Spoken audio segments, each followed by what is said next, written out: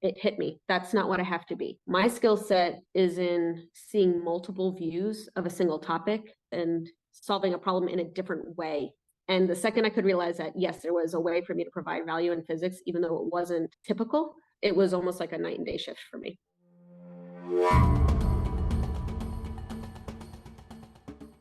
Welcome to Physicists in the Wild. My name is Aggie Branczyk. In this series, we chat with physicists who pursued careers outside of academia. In today's episode, we chat with Brigette Oakes, who did her PhD in engineering physics and is now the Director of Propulsion at Firefly Aerospace. We're a new space company based in Austin, Texas, 600 or so employees, doing a whole bunch of launch vehicles, propulsion development. What would you say your typical day looks like? It's probably less technical than I care to admit. So maybe half of my day is kind of technical advisement support, providing feedback. There's probably a design review somewhere in there. For an hour, I'm reviewing maybe a components design. Maybe there's a manufacturing readiness review. I probably have a data review or something kind of like post-process, whether it's a software review, code review, or we just had a launch recently. And so there's been a lot of data reviews from that. So sitting in that. And then the other half of my day is, because I'm in a leadership position, on professional growth and development for the team. So I have 7 managers that support that team and 65 employees. And so every now and then I am doing a skip level with an employee. So not my direct reports, but someone that's on my team, and just having a one-on-one with them. I probably have a one-on-one with one of my managers. And then recruiting is a big one. So we had probably about a 30% growth this year because we got another Blue Ghost contract, another launch vehicle contract. So there's probably 1 or 2 interviews in there. And then there's probably some scheduling and less glamorous budget types of things or approvals. So how did you find the transition from being an individual contributor and doing the technical stuff to having a leadership position? So I may be unique here. I did my doctorate while I was also in industry, and I completed it about 2 years ago. I've been in leadership for 4 years now. I don't think I had a large shift when I went to a leadership role when I was initially promoted those first 2 years. The biggest difference I noted was when the PhD ended. I no longer come home and work on code or do something technical, right? I was relying on that. If I wasn't getting that in my leadership role, I was coming home and I was getting it out of my doctorate. And that's part of the reason why I did it. So it was a pretty stark change, I'd say, in the last year. That would be the biggest difference for me. I'm an analyst at heart, and not being the one that's actually writing the code or writing the analysis report, but rather reviewing and providing feedback was tough because I enjoy that a lot. And your time's your own. You could put on headphones and just, there are days I love to just be independent, and I'm more introverted, right? So I liked the time, Monday, Tuesday, all day, I could just focus on one thing. I'm probably task switching every hour, every day in a leadership role. So that was pretty immediate, and I handled that super well. That was probably the most immediate shift. And now it's just less of that pure technical stuff that's hard to shift. What are your most and least favorite parts of your job? The rewarding days for me when I come home from work are going to be where I saw the team succeed and being part of whatever that professional development was, giving them those engineering projects and letting go of the leash enough for someone to fail on their own, but give them the tools to get back up. Talking with employees and seeing where they want to go and trying to find those opportunities, give them that experience, but not handing it to them in this cookie cutter approach that says, go and do this thing. Precisely, here are the rules, which maybe more physicists want. That's a part that's rewarding for me. And maybe the least favorite part is, I think in anything, you're going to find some amount of politics. When people need certain tools to do their job better, and we don't have access to those, or I can't readily hand that to someone, or I'm blocked by something, that hurts much worse for me. If I can't help someone else succeed and they're depending on me, that's a harder thing to come home to at the end of the day than when I was doing my doctorate and I couldn't get a section of my code to run.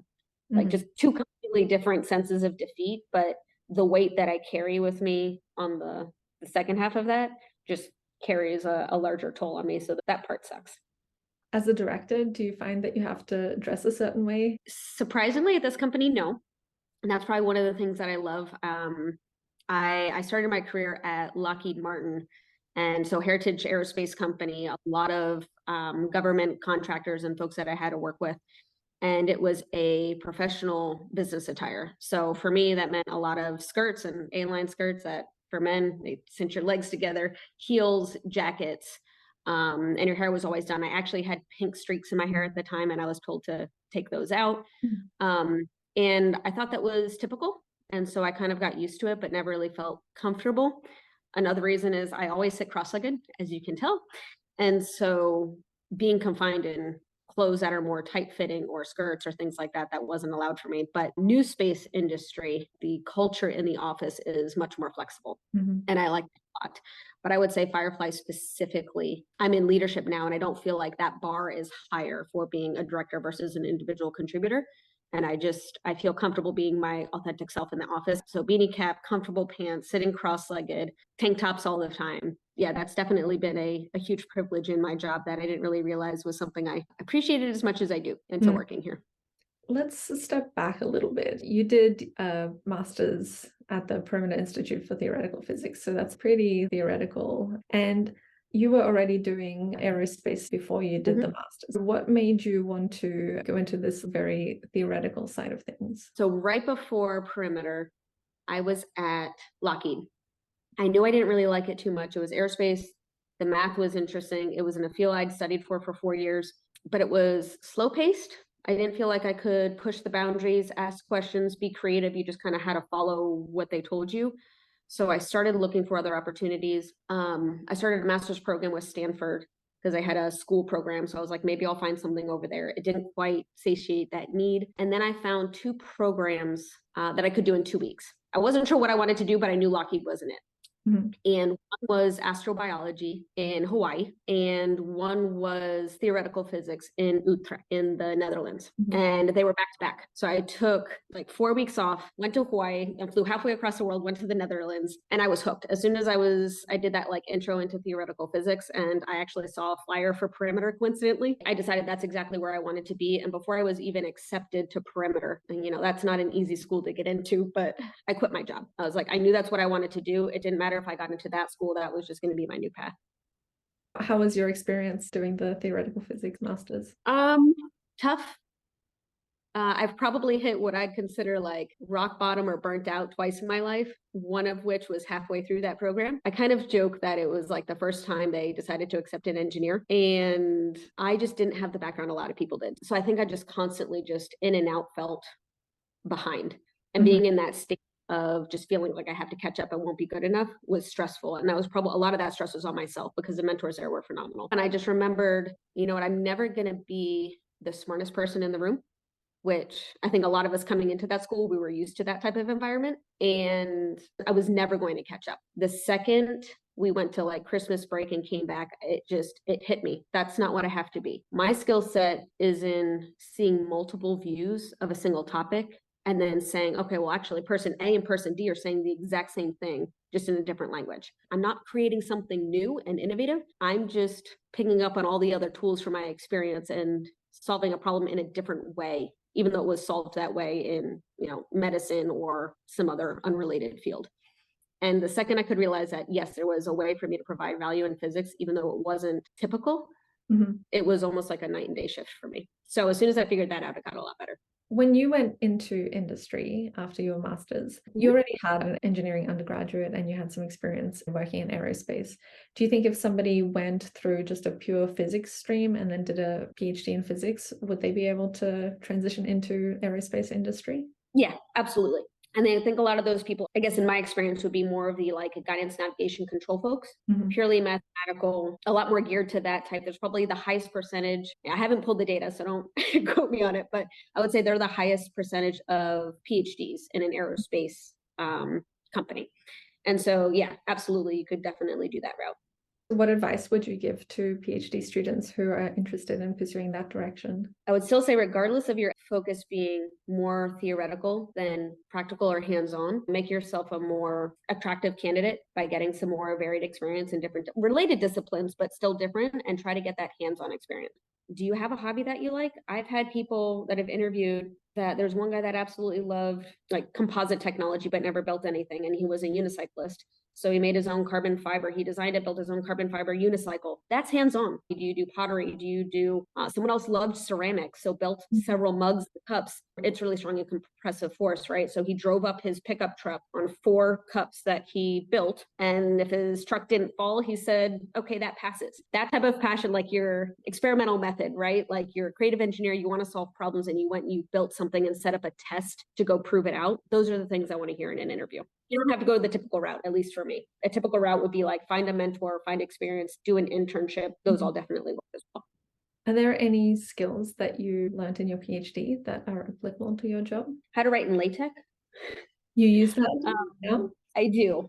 Wow. It's actually a requirement to generate analysis reports at work. That was a skill that was underappreciated. And I think if you have it, you can just do things a lot faster. I even write my PowerPoint presentations in it. That's a silly one to mention, but that was the first one on the top of my head. I think you're the first person who's ever mentioned that. I need to type quickly. And that is, maybe I write too many PowerPoint presentations or reports. I'm already a quick typer, but if I can type as quickly as I can write equations, that's really powerful for me. I don't like to waste a lot of time. And then software and programming in general. I don't think I appreciated it as much. I don't use it a lot in my job. Say it's 10% of my job or 5% of my job, but I'm much more efficient at it than I find the majority of other people. And having that software skill as a backstop or something I can fall onto pretty quickly is incredibly powerful. I think there's just like a lot I learned in why code is set up and structured in a certain way that I learned from doing a lot of numerical methods in academia that I undervalued at the time and really appreciate right now.